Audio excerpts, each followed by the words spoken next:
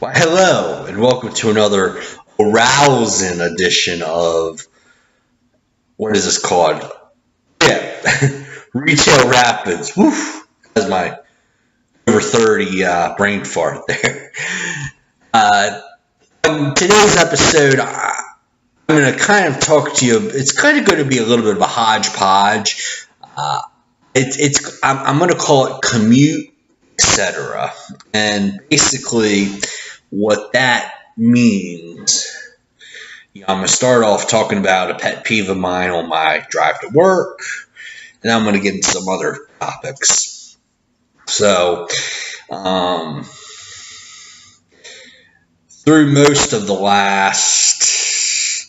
it's been a little over a year now, I've worked for this particular retailer.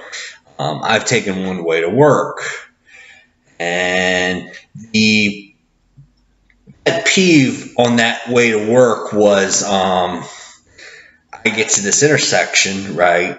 And I'd be going straight. It was a traffic light. I'd be going straight through the green. You had people trying to turn left, and the rule is that the left turn traffic has to yield to the traffic going straight through the intersection. And what happened, and this was just a couple of times, and then it stopped for about 3 months, and then started a couple times, and stopped again for 3 months. The traffic turn left would cut me off, kind of thing, and I'd blow the horn, and sometimes I get the finger, or sometimes the other person would just be like, "What do you want me to do?" I want you to follow the law, buddy, and either you can find another way to drive, or you can sit there patiently and wait your turn. Okay. Now, the person I was staying with, and this was from October 2016 until just about 5 weeks ago, they started having some issues. I'm not going to get into what the issues are, but I had to move to another place here in Vero Beach. Even though, they knew that I was going to move out in June anyway, but still, it's just not very good timing. But I have a very good person in my life, a very good family member who has helped me out tremendously these last 5 weeks and has agreed to let me stay at this secret location here in Vero until May the 31st, when I embark on my exciting road trip, followed by the NCGOP convention, and then finally a relocation permanently to Greensboro, North Carolina. So anyway, in the home that I'm living in right now, of course, it is south and east of where I used to live, so I take a different way to work. And I started taking this way to work, but the problem was there was always an issue. There are two issues I would run into. One was the Florida DOT, Department of Transportation, was doing I think it was kind of waste of money. They were doing some sort of, sidewalk work or something, even though there was a perfectly adequate sidewalk already, right there on 17th Street and US 1. That is a very busy intersection. It's actually kind of an underratedly busy intersection. When you talk about busy intersections here in Vero Beach, usually the first one is 58th Avenue and State Road 60, and then there's Oslo Road and US 1 and a few others. But yeah, that one at US 1 and 17th Street, wow, a lot of traffic there. Even as we're heading into the so-called off season, but I was here last year. I was like, what off season? It's not as quiet as it was 10 years ago, that's for sure. But I guess it's kind of a good thing because the economy is going again. People are getting better financially, and they're relocating. All of them are relocating to Florida.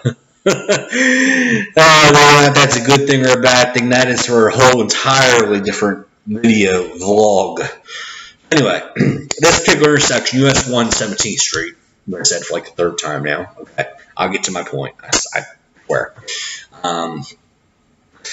First of all, they have a lane closed at this intersection on 17th Street. So instead of you have 2 lanes turning left, okay, and in one of those 2 lanes you have a straight shared lane with straight through traffic, and then you have a right turn lane. Well, the right turn lane is blocked off for the construction work, whatever the hell they're doing there at FDOT. You know, it's crazy in the state.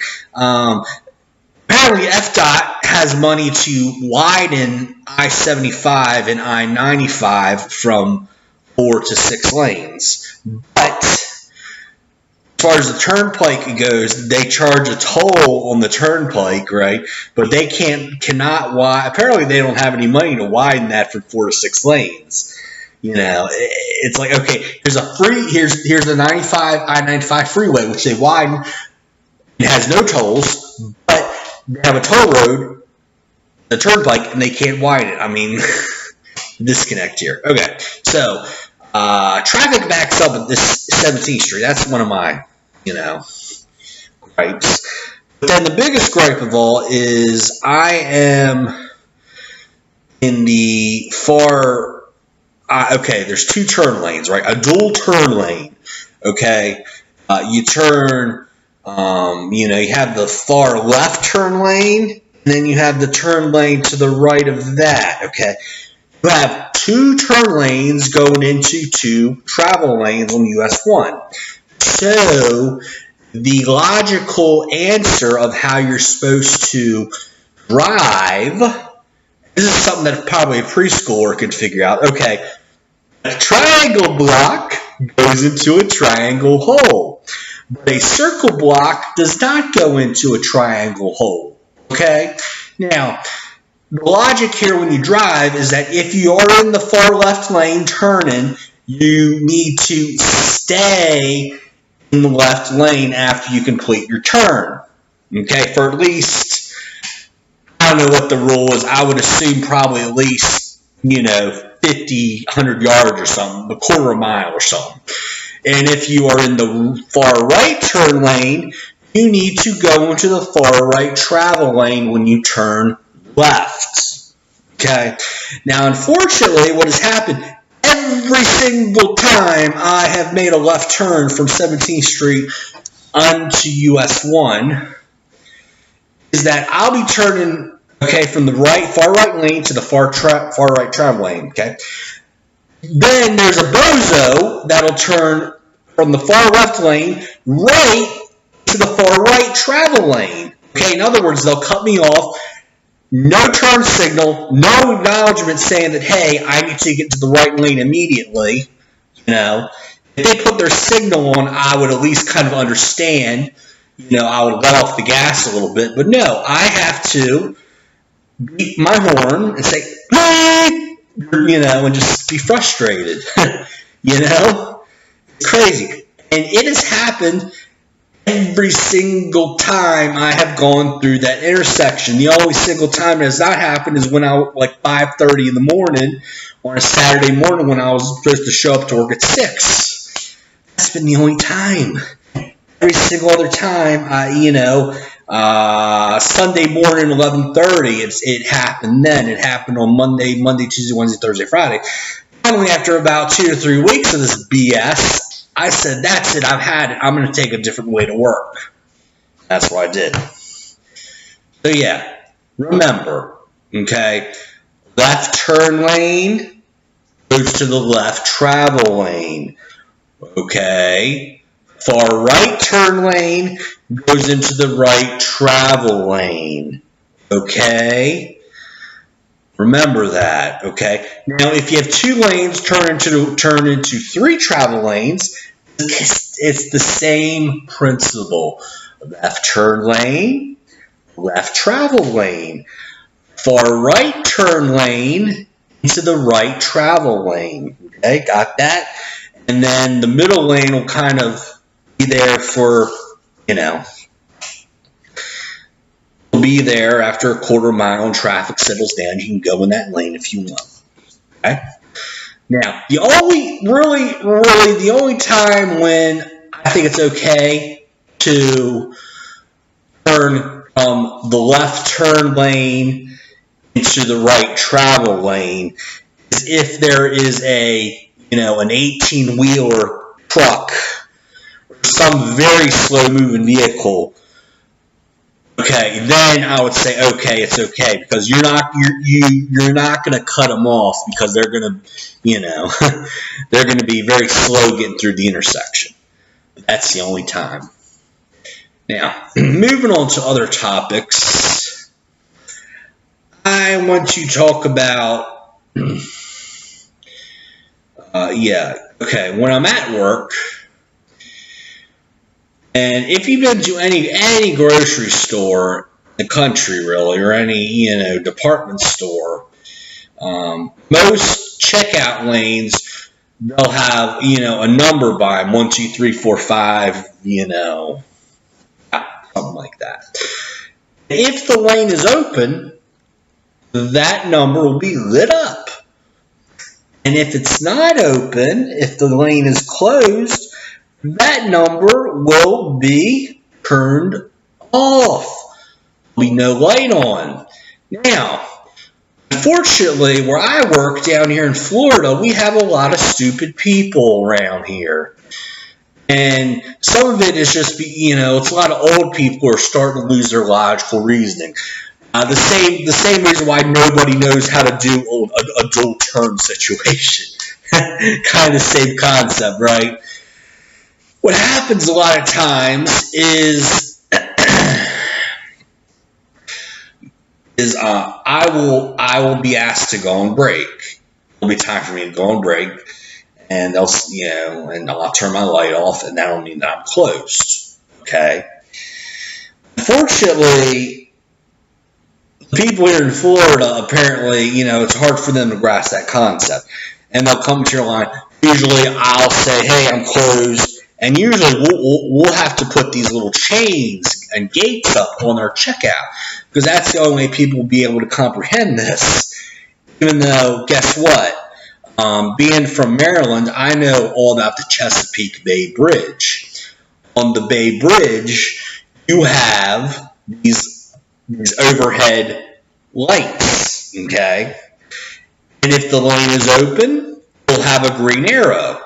If the lane is closed, it'll have a red X. So, if any of these people who misinterpret the lights at the store I work at the checkout lane, I really hope and pray that they don't have to go use the Chesapeake Bay Bridge, because they're going to be in big trouble, because apparently they cannot read lane signals. Okay. Now, what happened yesterday was kind of this situation, but it was on steroids. Okay, basically, I was told go on break, shut your light off. I did. Anyway, customer, my supposedly last customer, I was having a good conversation with. I didn't want to interrupt them, and there's this old lady who was coming to my lane, and usually I'll tell them, "Hey, I'm closed," but I didn't want to interrupt the conversation I was having with my customer. So Okay, let him through, and of course this customer, and the thing about it was there was 2 other lanes open that had 2 young ladies who were cashiering last night. 2 other lanes that were open, no customers yet. This lady wanted to come in, and they had their lights on, but this lady for some reason wanted to come into my lane. And so I was like, okay, but after her, that's it, So, of course, this customer is one of those people who you'll say hi to, and they'll ignore you, unfortunately. And then you bag from them, and they'll want you to bag them a certain way, and it's just a real knucklehead of a customer. Oh, and then I had,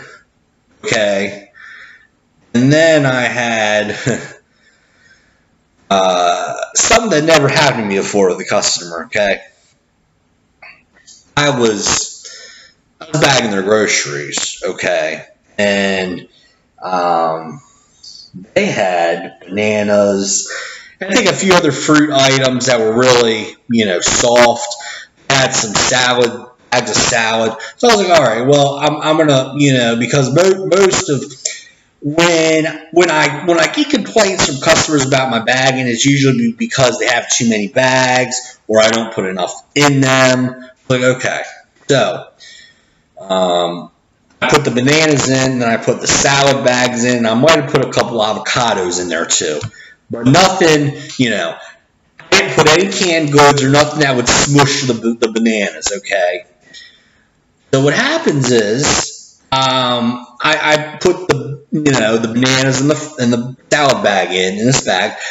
I twirl our little bag carousel around, so the customer can get the bag, and they'll take the bag, right, and they'll look at them and they'll be like, you got my bananas all smushed down here. Like all this stuff that's over my bananas. And this lady is like definitely overreacted. Like I said, you would think I put canned goods, like 10 cans of tomato sauce or something on top of her bananas, which I did not. And this lady is like, just, Anyway, I could have explained to the lady my bagging methods, but I was like, I just told her I'm sorry, and what can you say, But that was the only time like anybody's ever complained about the way I bag bananas. I mean, and this lady, she should have told me, make sure my bananas are in a separate bag by themselves, okay? Because now, if it were like a bread item, bread is almost always bag by itself. So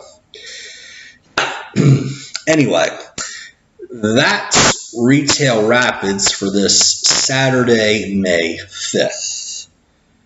I am the Conservative Pelican, and, well, time for me to fly away. Bye-bye.